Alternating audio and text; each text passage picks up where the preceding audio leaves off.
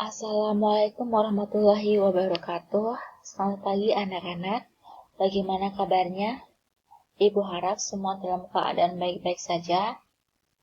Nah, sebelum kita memulai pelajaran, mari kita berdoa terlebih dahulu. Ya, berdoa dimulai.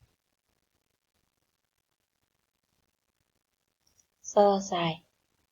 Sebelum kita memulai pelajaran, Ibu akan memperkenalkan diri terlebih dahulu ya. Karena ada pepatah mengatakan bahwa tak kenal maka tak sayang. Adapun nama ibu adalah Vina Rahmatina. Saya adalah mahasiswi PPL dari UNES atau Universitas Negeri Semarang. Saya yang akan membantu Pak Rudi Suharso dalam mata pelajaran sosiologi. Kemudian, apabila kalian bertanya sesuatu kepada saya, silahkan kalian menghubungi saya di nomor HP yang sudah tertera, atau kalian bisa DM saya di Instagram saya @vinarahmatina. Nah, oke, kita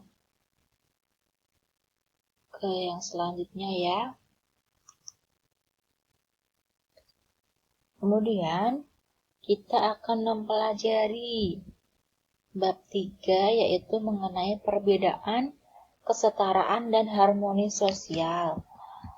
Kemudian, tujuan pembelajaran yang diharapkan adalah yang pertama, siswa mampu mendeskripsikan pengertian struktur sosial, mengidentifikasi diferensiasi sosial di masyarakat, membedakan berbagai pengaruh diferensiasi sosial, memahami perbedaan nilai yang terdapat pada kelompok sosial yang beragam. Perbedaan, kesetaraan, dan harmoni sosial. Dalam masyarakat ada perbedaan atau ketidaksamaan sosial. Ketidaksamaan sosial secara horizontal adalah perbedaan antara individu atau kelompok yang tidak menunjukkan adanya tingkatan lebih tinggi atau lebih rendah, di mana disebut juga sebagai diferensiasi sosial. Contohnya adalah perbedaan ras, perbedaan agama, dan perbedaan kebudayaan, di mana di situ tidak adanya suatu tingkatan yang lebih rendah atau yang lebih tinggi. Kemudian, ketidaksamaan sosial vertikal adalah perbedaan antara individu atau kelompok yang menunjukkan adanya tingkatan lebih rendah atau lebih tinggi. Disebut juga stratifikasi sosial. Contohnya adalah antara masyarakat desa dengan kepala desa, di mana yang lebih tinggi adalah kepala desa, kemudian yang lebih rendah adalah masyarakat desa. Selanjutnya adalah harmoni sosial, bahwasanya harmoni sosial adalah kondisi di mana individu hidup sejalan dan serasi. Setiap anggota masyarakat dapat menjalani secara baik sesuai kodrat dan posisi sosialnya. Jadi dari kunci harmoni sosial adalah hidup sejalan dan serasi antara anggota masyarakat. Kemudian selanjutnya adalah mengenai struktur sosial. Yang pertama mengenai pengertian struktur sosial. Menurut William Kornblum, menekankan konsep struktur sosial pada pola perilaku individu dan kelompok, yaitu pola perilaku berulang-ulang yang menciptakan hubungan antara individu dan kelompok dalam masyarakat. Jadi di sini adalah suatu pola perilaku yang dilakukan oleh masyarakat, di mana itu dilakukan secara berulang-ulang yang menciptakan hubungan antar individu dan kelompok dalam masyarakat. Kemudian menurut Suryono Sukamto, melihat struktur sosial sebagai sebuah hubungan timbal balik antara posisi-posisi sosial dan antara peranan-peranan sosial. Dimaksudkan adalah bahwasanya hubungan timbal balik antara posisi-posisi sosial dan antara peran-peran sosial, di mana suatu posisi-posisi tadi yang lebih rendah atau yang lebih tinggi itu ada suatu hubungan timbal balik, atau di mana posisi yang sama rata tadi horizontal itu saling timbal balik hubungannya. Kemudian menurut Abdul Sani melihat struktur sosial sebagai sebuah tatanan sosial dalam kehidupan masyarakat. Bahwasanya itu di dalam tatanan sosial itu terkandung hubungan timbal balik antara status dan peran yang menciptakan suatu keteraturan perilaku dalam masyarakat. Kemudian kita tarik kesimpulan bahwasanya struktur sosial adalah keseluruhan jalinan antar unsur-unsur sosial yang pokok, yaitu kaidah-kaidah sosial, lembaga-lembaga sosial, kelompok-kelompok sosial, dan lapisan sosial. Kata kuncinya adalah bahwa struktur sosial adalah suatu tatanan dalam masyarakat di mana itu saling timbal balik yang terkandung suatu hubungan timbal balik antara status dan peran. Selanjutnya mengenai status dan peran menurut Ralph Linton, bahwasanya status sebagai suatu kumpulan hak dan kewajiban, sedangkan peran merupakan aspek dinamis dari status seseorang. Contohnya, status saya sebagai anak, di mana hak saya adalah memperoleh kasih sayang dari orang tua. Kemudian kewajiban saya adalah membantu orang tua.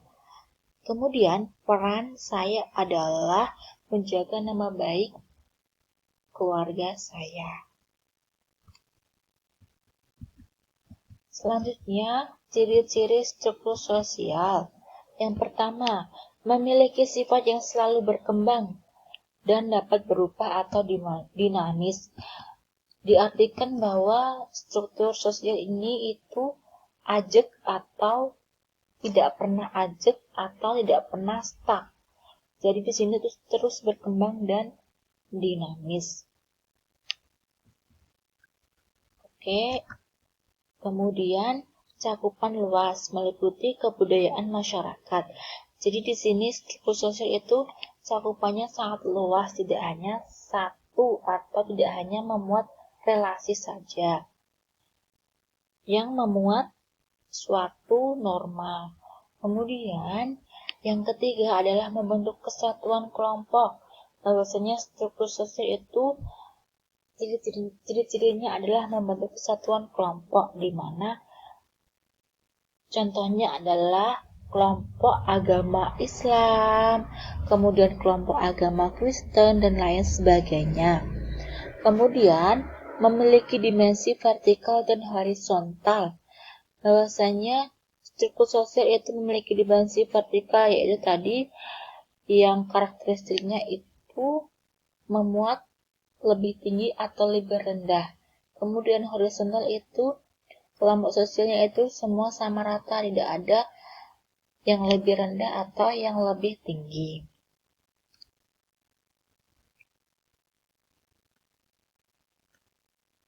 Kemudian, fungsi struktur sosial menurut Mayor Polak menyatakan bahwa struktur sosial dapat berfungsi sebagai pengawas sosial, yaitu sebagai penekan kemungkinan pelanggaran terhadap norma, nilai, dan peraturan kelompok atau masyarakat. Jadi di sini struktur sosial sebagai pengawas sosial. Salah satu contohnya adalah di mana kita ketahui budaya Jawa itu adanya struktur antara orang yang lebih tua dengan orang yang lebih muda, di mana orang yang lebih muda itu harus menghormati orang yang lebih tua, begitu. Apabila itu tidak dilakukan, maka itu melanggar suatu aturan yang sudah berlaku. Kemudian, menurut Nasikun, dalam konteks Indonesia, struktur sosial dapat dilihat secara horizontal dan vertikal. Secara horizontal ditandai dengan adanya kesatuan sosial berdasarkan perbedaan suku, bangsa, agama, dan adat. Secara vertikal itu ditandai dengan adanya kesatuan sosial berdasarkan perbedaan lapisan sosial.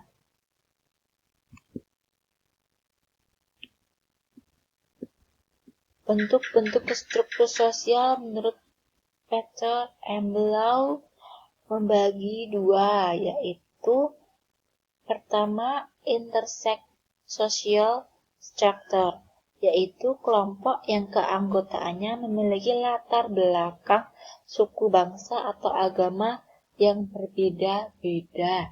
Contohnya adalah bangsa Indonesia itu adalah suatu bangsa yang majemuk, di mana memiliki suatu agama yang berbeda-beda, ras yang berbeda-beda, dan kebudayaan yang berbeda-beda. Kemudian, itu akan membentuk suatu struktur sosial yang dinamakan tadi diferensiasi sosial. Kemudian, consolidated social structure, yaitu kelompok sosial yang memiliki latar belakang ras, suku, kebiasaan, dan kepercayaan yang sama. Contohnya, di Jawa Tengah ini, kita memiliki ras atau suku yang sama, kebiasaan yang sama, dan bahkan norma yang sama dalam masyarakat Jawa. Kemudian, untuk minggu depan, silahkan kalian membaca materi mengenai diferensiasi sosial. Kalian bisa baca di PPT yang sudah Ibu share.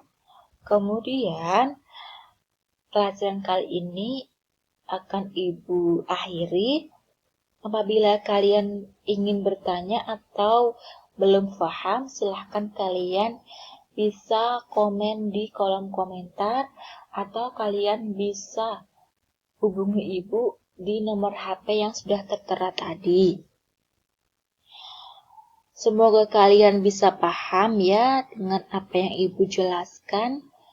Kemudian,